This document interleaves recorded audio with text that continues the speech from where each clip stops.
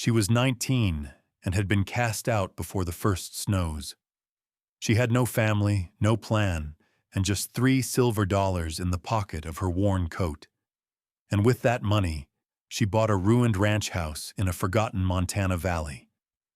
But what nobody knew, what she could not have possibly imagined, was that hidden deep within the stone walls of the old well was a secret that would not only save her, but would build her a new life from the ground up. If you believe in the quiet power of forgotten things and the legacies left behind by strangers, subscribe to our channel for more stories like Elsie's.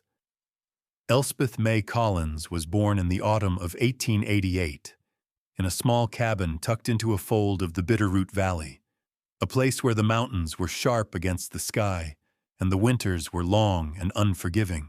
Her father, Thomas Collins, was a man shaped by the hardness of the land, a prospector whose dreams of gold had long since faded into the grit of a ranch hand's life, leaving him quiet and stern, with a disappointment that seemed to settle in his bones like the cold. Her mother, Sarah, was a softer presence, a woman from the East whose constitution was no match for the high country air. She taught Elsie her letters and numbers, how to sew a straight seam, and the names of the wild plants that could be used for medicine or for food. Yarrow for a fever, bitterroot for a hungry belly. But Sarah's breath grew shorter with each passing winter, and when Elsie was 12, she faded away like a ghost, leaving behind only the scent of dried lavender and a hollow space in the small cabin. Thomas, lost in his own grief and ill-suited for raising a daughter alone, married again within the year. His new wife, Agnes, was a pragmatic woman with a sharp gaze and hands that were always busy but never gentle. She saw Elsie not as a daughter, but as another mouth to feed, another chore on an endless list. So Elsie grew up in the spaces between things, between the silent disapproval of her father and the cold efficiency of her stepmother.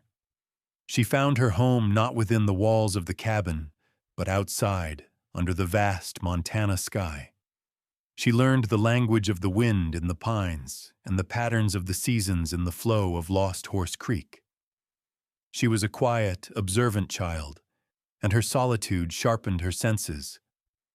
She noticed things others missed, the subtle shift in a cloud formation that foretold a storm, the faint track of a coyote in the dust, the way a fence post had begun to lean just so, weakened by rot at its base. It was this quality, this steady, watchful competence, that was recognized by their only neighbor, Silas Blackwood. Silas was an old widower who lived on a small homestead a mile down the creek. He had been a carpenter in his younger days, and his hands, though gnarled with age, still held a deep understanding of wood and iron. He saw in Elsie a spirit that mirrored his own, self-reliant and patient. He began to teach her, not with long lectures, but with quiet demonstrations. He showed her how to hold a saw so it wouldn't bind, how to read the grain of a pine board to anticipate its strengths and weaknesses, and how to drive a nail in 3 clean strokes.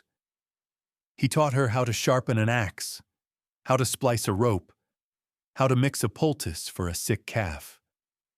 He never praised her with effusive words, but his approval was there in the small nod he gave when she set a post straight and true, or in the way he'd hand her a more complex task without instruction, trusting she had watched and learned enough to figure it out. He spoke of the tools he used as if they were old friends, each with its own history and temperament. He preferred larch for its resistance to rot and pine for its honest grain. His world was one of practical things, of problems that could be solved with skill and patience, and in that world, Elsie found a sense of purpose and belonging that her own home had never offered. When she was 17, a month before a sudden pneumonia took him, Silas pressed his own pocket knife into her hand. It was a simple, single-blade knife, the handle made of staghorn worn smooth and dark with years of use. His initials, S.B., were crudely carved into one side. "A good tool is an honest friend," he told her, his voice raspy. "It won't lie to you. It does the job it's meant for, or it doesn't." For Elsie, the knife was more than just a tool.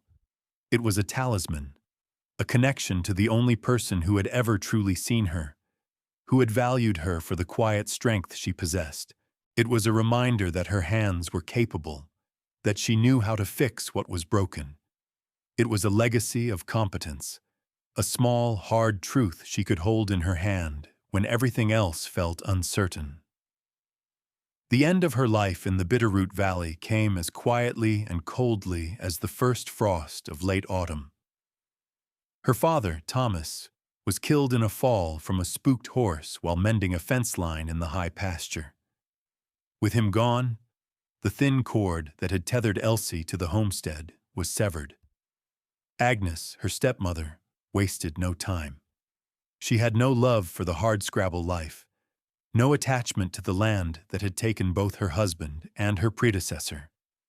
Her plan was simple and swift: sell the small, indebted ranch and use the money to buy a train ticket back to Ohio, where her sister lived in a town with paved streets and a haberdashery.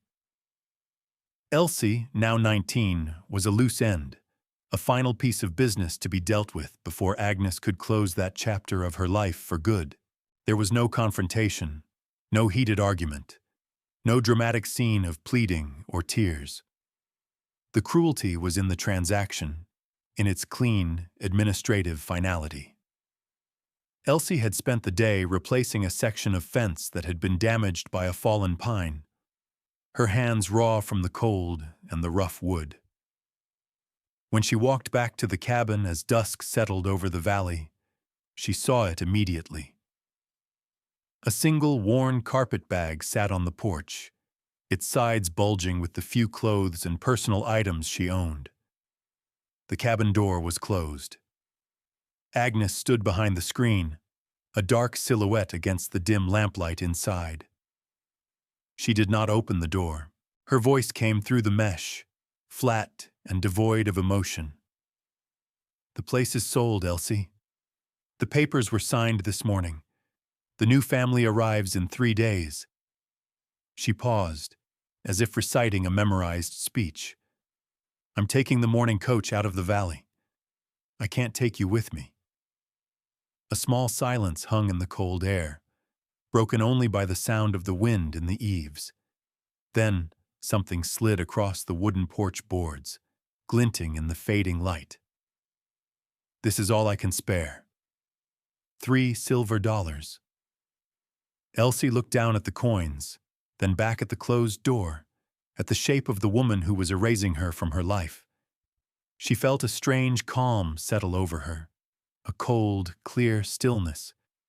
There was nothing to say, no argument to be made. The decision was as solid and immovable as the mountains behind her. She did not beg. She did not cry. She simply gave a single, small nod, an acknowledgement of the fact. She bent down, her joints stiff from the day's labor, and her fingers closed around the cold metal of the coins.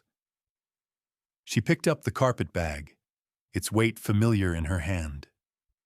Without a final look back at the only home she had ever known, she turned and began to walk down the long, rutted track that led away from the ranch.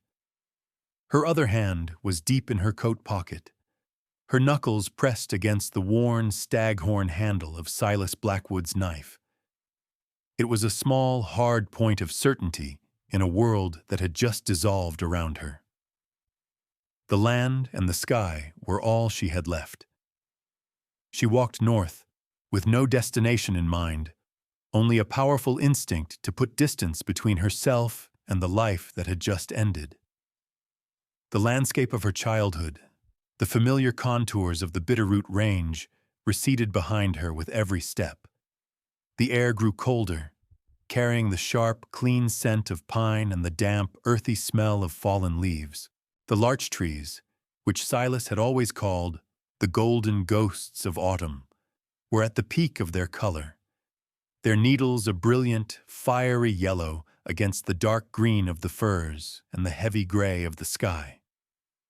Soon they would fall, carpeting the forest floor in a soft, fragrant blanket, just before the snows came to bury everything in white. She moved through this changing world with the quiet endurance of a creature native to it. The first night, she found shelter in an abandoned line shack, its roof leaky, but its walls sound enough to break the wind. She ate a piece of the dry bread and hard cheese Agnes had packed in her bag, a final, perfunctory act of care that felt more like an insult than a kindness. She drank from a creek so cold it made her teeth ache, the water tasting of stone and distance. Her boots, though worn, were sturdy, and her body was strong from years of physical work. She was not afraid of the solitude or the hardship of the journey. They were familiar companions. Her mind, free from the daily weight of her stepmother's disapproval, became clear and sharp. She noticed everything: the way the wind whispered through a stand of aspen, the fresh tracks of a doe and fawn at a river's edge, the distant call of an eagle circling high above a ridge. She was an observer, cataloging the details of the world she passed through, measuring its resources and its dangers with a practical eye. After 4 days of walking, the terrain began to change. The mountains softened into rolling foothills, and the dense forest gave way to a wider, more open valley. The land here was drier, covered in sagebrush and hardy grasses that bent in the constant wind. In the distance, she saw a small cluster of buildings, barely a smudge against the vast landscape. As she drew closer, it resolved itself into a town, though it was hardly more than a crossroads. A single dusty street connected a general store with a false front, a saloon with swinging doors, a livery stable, and a handful of small, weathered houses. A sign, its paint faded and peeling, read "Redemption." It had the look of a place people washed up in, not a place they set out for. It felt temporary, a foothold against the wilderness that surrounded it on all sides. For Elsie, who had no past she cared to reclaim and no future she could yet imagine, it felt like a place to stop walking, at least for a while. She had $2 and some change left, and winter was no longer a threat on the horizon. It was a cold certainty pressing in from the north. She needed shelter, a place to anchor herself against the coming storm. On the far side of the valley, miles from the meager comforts of Redemption, stood a testament to failure. It was a derelict ranch house, a simple salt box structure slowly surrendering to the elements. The land it occupied was a 40-acre parcel of sagebrush and rock, bisected by a creek that had become choked with debris and thorns. The place was an afterthought, a piece of land so poor and remote that no one had bothered to claim it for years. To most eyes, it was a ruin, a symbol of a dream that had died. But Elsie, standing on the rise overlooking it, saw something else. She saw good bones. The house was built of rough sawn pine, its planks weathered to the silver gray of old driftwood. The cedar shake roof had been torn away on the windward side, leaving the rafters exposed like the ribs of a skeleton. But the main structure was still square. A fieldstone chimney, assembled by a patient and skillful hand, stood tall at the north end, listing only slightly. The front porch had collapsed into a pile of rotting lumber, and every pane of glass in the 2 small windows was shattered, leaving dark, vacant eyes. She walked the perimeter, her steps slow and deliberate. The main building was roughly 20 feet wide and 30 feet long.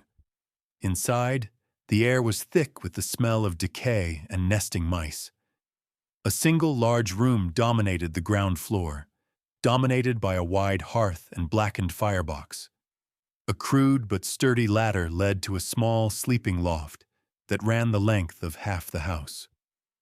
The pine plank floor was buckled from moisture in several places, and a few boards were rotten through, but much of it felt solid under her boots.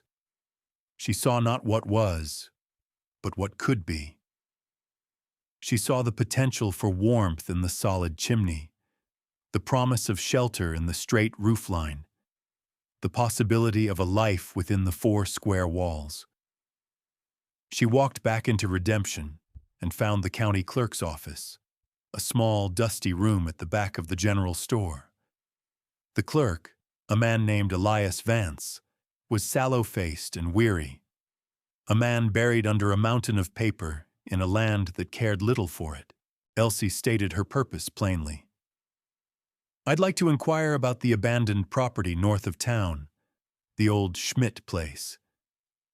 Vance sighed, pushing his spectacles up his nose. "That place? Been on the county rolls for 15 years. Seized it for back taxes after the old woman died.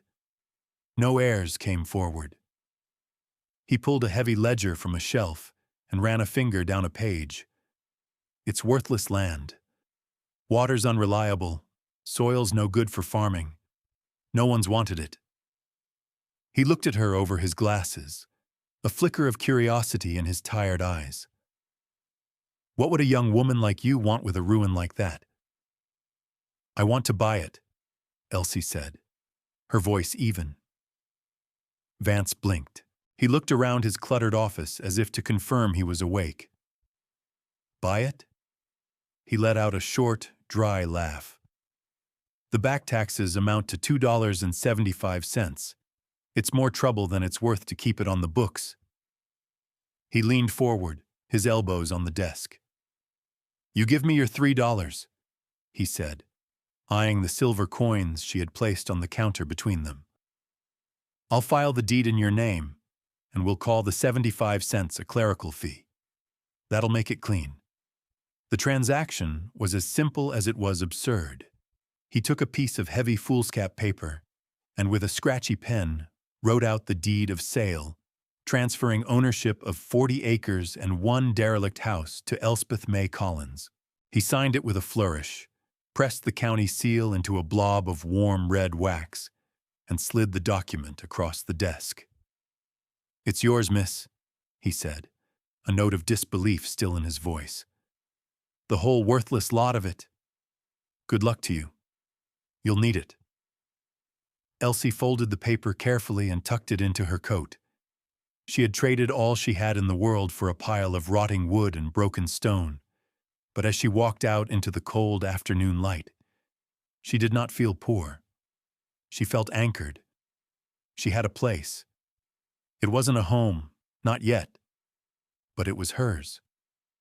Winter was coming on fast, a palpable presence in the wind that swept down from the high peaks. Before Elsie could even think about patching the roof or mending the walls, she needed a reliable source of water. Near the house stood an old well, its mouth a circle of dry stacked stone about 4 feet across, covered by a heavy, warped wooden lid. The windlass was gone. The rope and bucket rotted away to nothing. It was her only hope. She pried off the lid and peered into the darkness. The shaft was deep, maybe 30 feet, and the air that rose from it was cold and smelled of damp earth and stone. For a full day, she worked to clear it, hauling out years of accumulated debris, a thick mat of rotted leaves, the small bones of unlucky animals, rocks, and dirt that had washed in over time. When she finally reached the bottom, her heart sank. It was bone dry. The well had failed. Disappointed and weary, she was about to replace the heavy lid and abandon the effort when a flicker from her lantern caught her eye. 10 feet down from the surface, on the north side of the circular stone wall, one stone seemed different from the others. It was squarer, its edges less worn by time and weather, and the mortar around it, or what passed for mortar, looked fresher. It was a patch, a repair, but it was out of place. Curiosity overriding her exhaustion, she found a length of old, stiff rope in the collapsed barn and, after testing its strength, anchored it securely to a nearby pine. She looped it around her waist and, using a rickety ladder she'd also salvaged, began to lower herself carefully into the well shaft. The stone walls were cold and slick with a thin film of moisture. She braced her feet against the curved wall and examined the odd stone up close. It was indeed different. When she pushed against it, it wiggled slightly. Using the pry bar on the back of a hammer she'd found, she worked the tool into the crack and levered. The stone resisted, then scraped free with a grating sound, tumbling into the darkness at the bottom of the well. Behind it was a small, dark cavity, a space deliberately created within the thick wall. Reaching inside, her fingers brushed against something wrapped in oilcloth. It was a box, heavy and solid. With her heart pounding a slow, steady rhythm, she worked the package out of its hiding place, secured it in a canvas sack, and laboriously hauled herself and her discovery back up into the fading light. Inside the shell of the house, with the wind whistling through the broken windows, she unwrapped the oilcloth. It was a biscuit tin, its painted flowers faded but still visible. She pried open the lid. The contents stole her breath. Nestled in dry cloth were stacks of U.S. gold coins, gleaming double eagles, eagles, and half-eagles, their weight and solidity feeling impossible in her hands. Beneath them were bundles of banknotes, crisp and old. She did not stop to count it then, but she knew instinctively that it was a fortune, more money than she could have earned in 100 lifetimes. And beneath the money lay a folded piece of paper and a small, tarnished object. She carefully unfolded the letter. The handwriting was neat. The ink faded to a soft brown.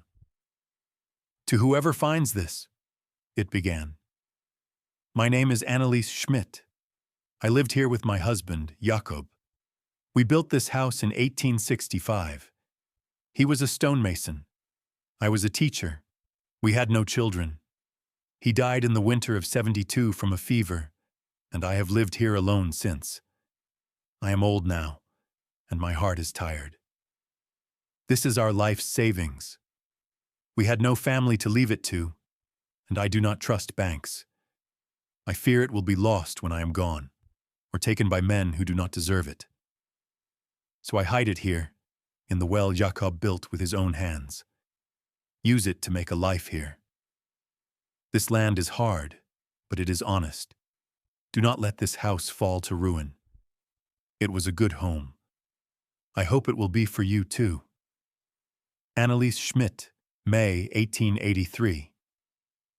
Elsie read the words twice, her fingers tracing the elegant script. It was a voice from the past, a story of love and loss and foresight, left in the dark for a stranger. The last item in the box was a small silver locket. She opened the delicate clasp. On one side was a tiny, faded photograph of a man with a thick mustache and serious eyes, Jacob, the stonemason. The other side was empty, a polished, waiting surface. Elsie sat on the dusty floor as the last light of day vanished, the gold coins cool against her skin, the letter in her lap. Anneliese Schmidt's gift was more than money. It was a charge, a responsibility. It was the foundation for a future she hadn't dared to imagine just hours before. The discovery in the well changed everything. The desperate race against winter was no longer a matter of mere survival, but an opportunity for true restoration. Anneliese Schmidt's legacy gave Elsie the means, and Silas Blackwood's lessons gave her the skill. She spent an evening by candlelight making a careful, methodical list. The next morning, she bought a sturdy horse from the Livery and Redemption and rode to the general store, her list and a single gold coin in her pocket. The store's owner, a portly, kind-faced man in his 50s named Abernathy, looked at her list of lumber, nails, window glass, and tools with wide eyes. "That's a big job for one person, miss," he said, not with doubt, but with a gentle concern. When she paid with a $10 gold piece, his eyebrows shot up, but he asked no questions, simply making change and arranging for a wagon to deliver the materials to the old Schmidt place. The arrival of the supply wagon was an event in the quiet valley. It announced her intentions to the scattered community. She was not just squatting in the ruin, she was rebuilding it. The work began with the roof, the most critical defense against the coming snow. She stripped away the rotten shakes, her hammer echoing in the vast silence. She remembered Silas showing her how to check a rafter for soundness, tapping it with a hammer and listening to the tone. She replaced the cracked and weakened timbers with new pine, the fresh-cut wood smelling sharp and clean in the cold air. Then came the slow, rhythmic work of roofing. She laid down sheets of black roofing felt, and then, using a chalk line to keep her courses perfectly straight, she began nailing on the new cedar shakes, one by one, overlapping each row precisely. It was hard, repetitive labor, but with each swing of the hammer, she felt a deep satisfaction, the feeling of creating shelter with her own hands. As she worked, people began to appear, drawn by curiosity and a quiet, unspoken code of the frontier. The first was Caleb Hale, the town blacksmith. He was a young man, not much older than her, with broad shoulders and a quiet demeanor. He had sharpened her saw blades, and he came by one afternoon on the pretense of checking her work. He saw the massive stone lintel over the fireplace, which had slipped and was resting at a precarious angle. "That's a two-person job," he stated simply. The next day he returned with heavy crowbars and wooden rollers. They worked together for hours, using leverage and strength, communicating with few words, their movements synchronized by the shared task. When the heavy stone was finally settled back into place, solid and secure, a silent bond of mutual respect had been forged between them. A few days later, Martha Vance, the clerk's wife, arrived in a buckboard. She was a woman in her 40s with gentle eyes and capable hands, known for her beautiful quilts. She had heard the story of the girl who bought the ruin. She carried a basket containing a steaming pot of beef stew, a loaf of fresh bread, and 2 thick wool blankets. "A body needs a hot meal when they're working this hard," she said, her words plain but her meaning deep. It was an offering of welcome, an acceptance into the small community. Elsie worked from dawn until dusk, her body aching but her spirit resolute. She chinked the walls with a mixture of mud, straw, and lime, sealing the house against the wind. She carefully set the new panes of window glass, glazing them with putty until they were airtight. She built a new door from thick pine planks, hanging it on heavy iron hinges Caleb had forged for her. She replaced the rotted floorboards and installed the cast-iron wood stove, its black pipe rising straight and true through the new roof. Each task was a lesson learned from Silas, a memory of his patient hands guiding hers. She was not just rebuilding a house, she was inhabiting his teachings, proving them true. The ruin was slowly, painstakingly, being transformed back into a home. As the first heavy snows began to fall, blanketing the valley in a deep, silent white, the house was ready. It stood against the winter landscape not as a ruin, but as a bastion of warmth and light. Smoke curled from the stone chimney, a signal of life against the gray sky. In the evenings, the soft glow of a lantern shone through the new glass windows, a beacon in the vast darkness. The house was no longer just a structure. It was a home, sealed tight against the storm. With the primary work of shelter complete, Elsie's life settled into the quiet, steady rhythms of the season. She had used a portion of Annalise's money to buy a gentle milk cow and a half-dozen laying hens from a neighboring rancher. Her days now had a comforting shape. Rising before dawn to the warmth of the stove, milking the cow in the cold, crisp air of the shed she had repaired, scattering grain for the chickens, chopping wood, and tending to the endless small tasks of a homestead. The work was constant, but it was purposeful. It was work that sustained her, that rooted her to the place. Every Sunday, she would ride her horse into Redemption for supplies. At first, the townspeople had watched her with a mixture of pity and curiosity. Now, they nodded as she passed. Mr. Abernathy would have her usual order of flour, salt, and coffee ready for her. Martha Vance would wave from the doorway of her small house. She was no longer the strange girl who bought the ruin. She was Elsie from the Schmidt place. She was becoming part of the fabric of the community, woven in through quiet acts and shared seasons. Martha, seeing Elsie's solitude, invited her over on winter afternoons. In the warmth of Martha's kitchen, surrounded by colorful scraps of fabric, she began to teach Elsie the art of quilting. As they worked, their needles flying, they would talk. Martha spoke of her children, now grown and gone, and of the town's small histories. Elsie, in turn, slowly began to share pieces of her own story, speaking of Silas and the things he had taught her.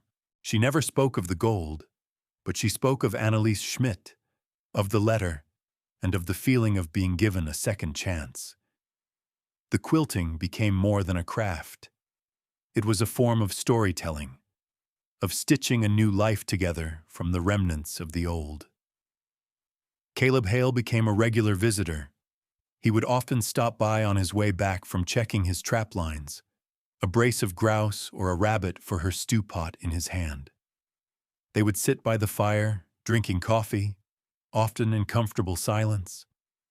He admired the sturdy table and chairs she had built, the neatness of her repairs, the competence that shone in everything she did.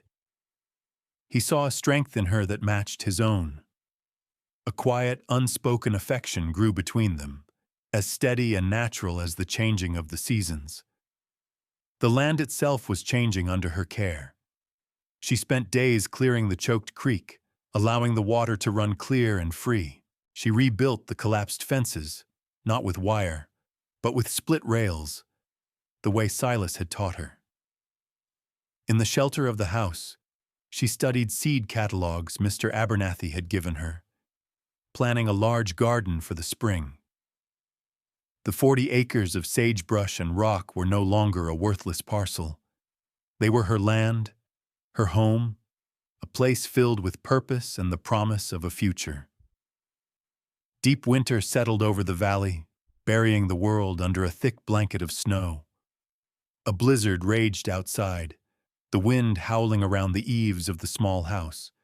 But inside, all was calm and warm. The fire in the great stone hearth crackled and hissed, and the cast-iron stove in the center of the room radiated a steady, bone-deep heat. Elsie sat at the small pine table she had built with her own hands, a cup of hot tea steaming between her palms. The home she had created was simple, functional, and filled with a profound sense of peace. Her gaze drifted to the hearth, to the massive lintel stone that Jakob Schmidt had set in place so many years ago, the same one that Caleb Hale had helped her reset. She thought of the hands that had built this place, the care and skill that had gone into every joint and stone. This house was a conversation across time, a collaboration between strangers. On the rough-hewn mantelpiece she had installed above the fireplace, 2 objects sat side by side. On the left was Silas Blackwood's staghorn knife, its blade polished, its handle dark with the memory of his grip. On the right was Anneliese Schmidt's silver locket, which she had polished until it shone. She had never opened it to look at Jakob's face again, content to let it remain a private testament. These two small things, left behind by people who had lived and worked and died long before she arrived, were the twin pillars of her new life. Silas had given her the skills, the knowledge, the quiet confidence in her own hands.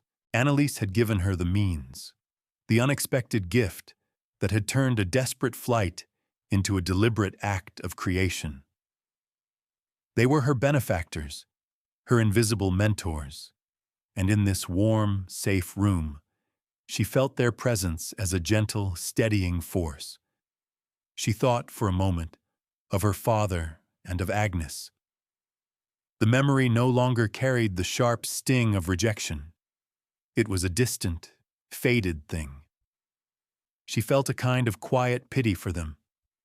They had looked at her and seen only a burden, a problem to be disposed of. They had cast her out with $3 silver, believing they were ridding themselves of a final responsibility. They could never have imagined this.